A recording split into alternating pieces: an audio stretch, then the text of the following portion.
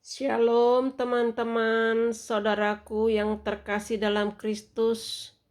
Di sini saya akan menjelaskan mengapa ada kata Allah di dalam Alkitab orang Kristen. Karena saya sering menonton debat-debat antaragama. Begini penjelasannya saudara-saudaraku.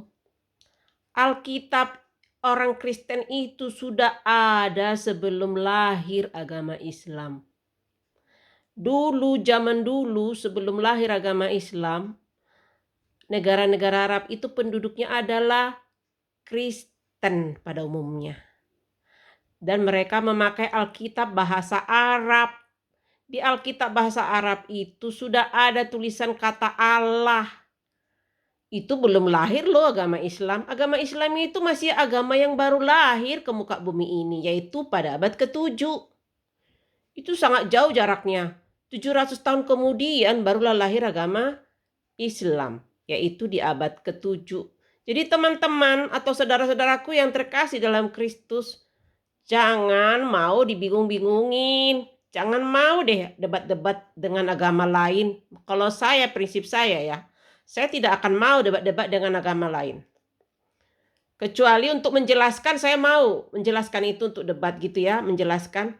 Karena saya tahu mereka itu tujuan berdebat-debat adalah untuk menggoncang-goncangkan iman kita, untuk menarik kita percaya kepada Tuhan mereka.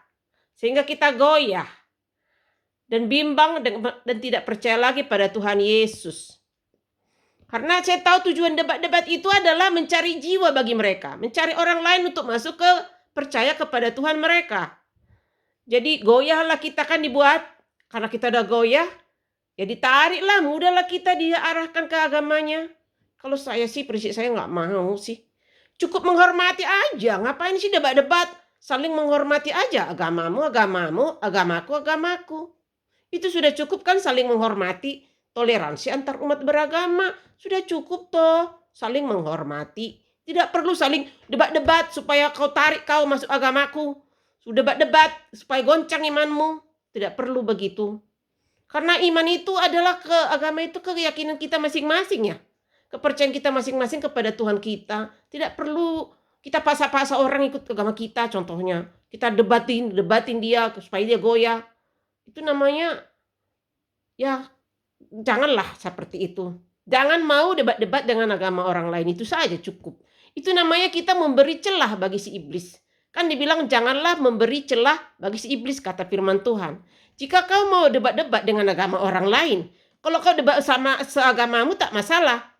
Kalau kita mau curhat, mau bertanya jawab, ya tanya jawablah ke seiman kita, yang seiman kita.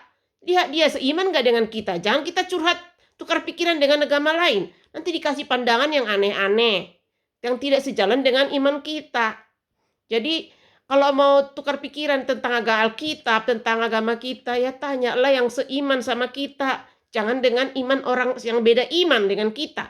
Kalau kita tanya jawab tentang iman kita dengan yang beda iman sama kita, ya kita diarahkan ke agama mereka, ke iman mereka. Ya goyahlah kita, goncang.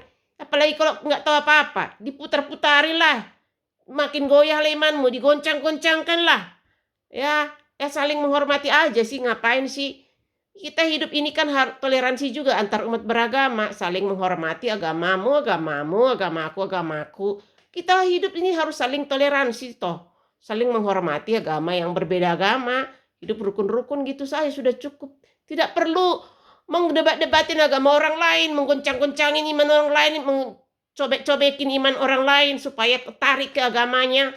Itu namanya tidak baik. Hidup itu cukup saling menghormati antar umat beragama saja, sudah cukup toh. Hidup itu rukun-rukun, harmonis antar umat beragama, sudah cukup. Sudah itu saja kan, rukun-rukun, damai-damai. Sudah ya teman-teman, terima kasih.